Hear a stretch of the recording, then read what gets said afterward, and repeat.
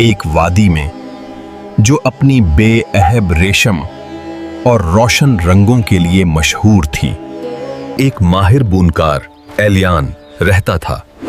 उसके बने हुए कपड़े सल्तनतों में बहुत कीमती समझे जाते थे, लेकिन उसकी सबसे बड़ी ख्वाहिश थी कि वो सितारों की रोशनी का कपड़ा तैयार करे, एक ऐसा कपड़ा जो रात के आसमान की रूह को अपनी गिरफ्त में ले ले। सितारों की रोशनी को कैद करने की ख्वाहिश ने उसे उस हस्ती तक पहुंचा दिया, एक गोशा नशीन ताकतूर जादूगरनी। एलियन, आधी रात का धागा तुम्हारा सितारों का कपड़ा बुन सकता है। पेट में मौजूद बच्चा वो धागा होगा। उसके पहले 10 साल उसकी हंसी, उसके ख्वाब और उसकी तखय्युल मेरे और धागे के लिए होंगे। बदले में मैं तुम्हें सितारों की रोशनी का कपड़ा दूंगी। 10 साल मेरी बेटी की हंसी, ख्वाब, तखय्युल सब एक कपड़े के लिए? हाँ, और कुछ नहीं चल सकता। क्या तुम तैयार हो? मैं कबूल करता हूँ। इलियान अपने फन में मदहोश ने इस खौफनाक मुआहदे को कबूल कर लिया। सुनहरी बाल। जब उसकी बेटी लायरा पैदा हुई, उसके बाल खाम सोने की तरह रंगीन और आंखें आधी रात के नीले धब्बों से भरी हुई थीं।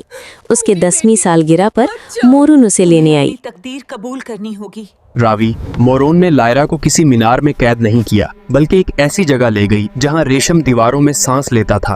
और यहाँ आओ। ये वो जगह है जहाँ तुम्हारे ख्यालात खूबसूरती पैदा करेंगे। लायरा, मेरी माँ कहाँ है?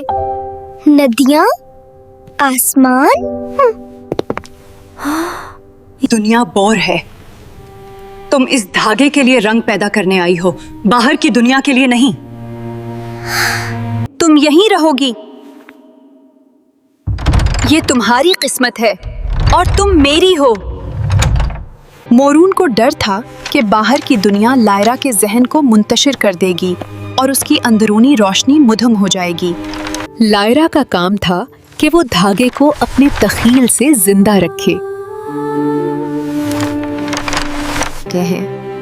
वक्त गुजरता गया, लायरा बड़ी होती गईं। उनके ख्याल और तख़य्युल धागे को रंग देने लगे। मोरून आर्टिलियर के जादुई दरवाजे से चली जाती, लेकिन जाने से पहले वो हमेशा लायरा से पूछती कि उसने दिन में क्या तख्लीक किया। बताओ, आज तुमने क्या तसव्वुर किया?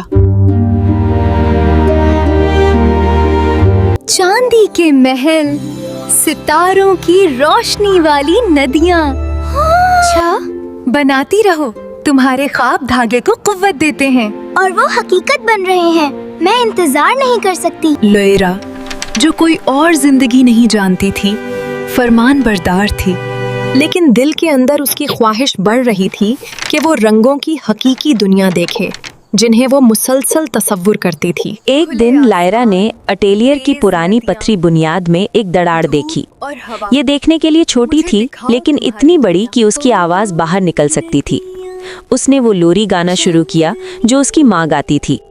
खुले आसमान, तेज नदियाँ, धूप और हवा। एक नौजवान आलिम शहजादा केल, जो करीब के जंगल में कदीम दरख्तों की तहकीक कर रहा था, ने इस वाज़े और गैर मामूली गाने को सुना।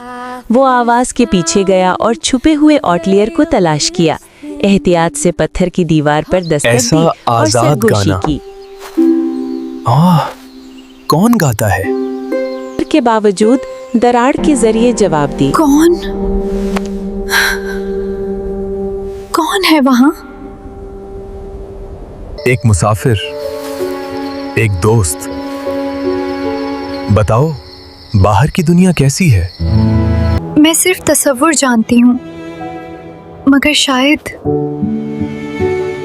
कुछ और भी है। हाँ, बारिश, चांदनी, घास के नीचे कदम। तुम रंग जिंदा कर देते हो। हफ्तों के दौरान कैल आता रहा और उसे दुनिया के मनाजिर, बारिश की खुशबू, चांद की शक्ल और घास का एहसास बताता रहा। लायरा ने महसूस किया कि जिस रंगीन दुनिया का वो तसव्वुर करती थी, वो असल दुनिया की महज एक छाया थी। उसने बताया कि मोरून हर कहानी जानती है जो वो तख्लीक करती है। इसी तरह धागा काम करता था। जानती है, इसी से धागा चलता है। जब मोरून पूछें तो उसे बताओ कि तुमने सिर्फ मधुम, उलझे धागे और खाक के आसमान का तसव्वुर किया है। अगले दिन मोरून दरवाजा खोलकर आई और लायरा से कहानी मांगी। तुमने क्या तसव्वुर किया? सरमई, उलझे धागे, खाक आसमान। मोरून फौरन मुश्तबा हुई। आधी रात का धागा चीखने लगा और सिर्फ बीमार कुन सरमई उलझे हुए कपड़े बुना। तुमने मेरे धागे को खराब कर दिया। गुस्से में मोरन ने लायरा पर सियाह रंग की जार फेंकी ताकि उसका तखय्युल हमेशा के लिए मद्धम हो जाए। लायरा बच गई, लेकिन रंग धागे पर चमक गया और अटीलियर का जादू हमेशा के लिए बंद हो गया। मोरन ने लायरा को तारीक जंगल में जलावतन कर दिया, उसके सुनहली बाल और रोशनी बख्श रूह के बगैर। शहजादा जब लायरा को परेशान देखा, उसकी मदद को दौड़ा, लेकिन धागे के आखिरी उलझे हुए जाल में फंस गया। इसे स्टील सरी धागे के साथ बांध दिया गया और उसकी यादें जादुई रंग के असर से मिट गईं।